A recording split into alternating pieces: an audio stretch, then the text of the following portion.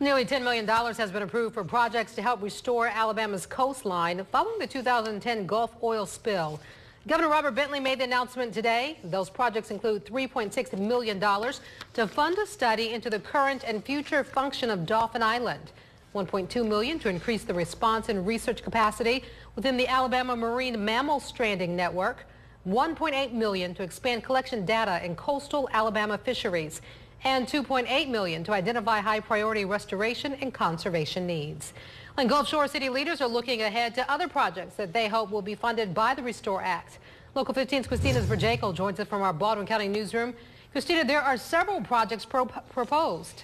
Yes, there are. Both have to do with restoration of wetlands. Specifically, we're talking about the Bon Secour and Oyster Bay areas.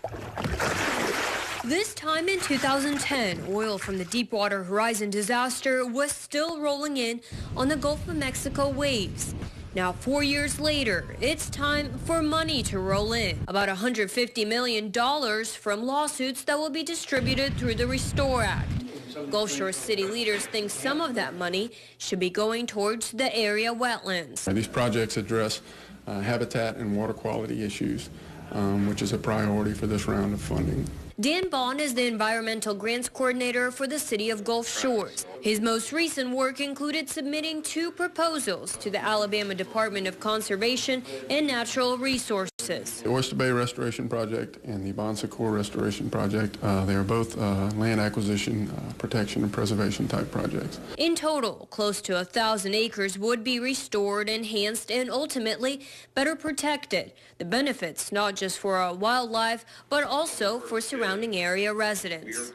Provides water quality impacts to the bay, and it also enhances the quality of life for our residents. We can provide public access in the form of nature trails and hiking trails, small parks and things like that.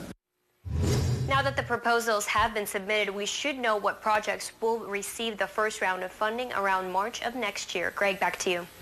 Christina, thanks.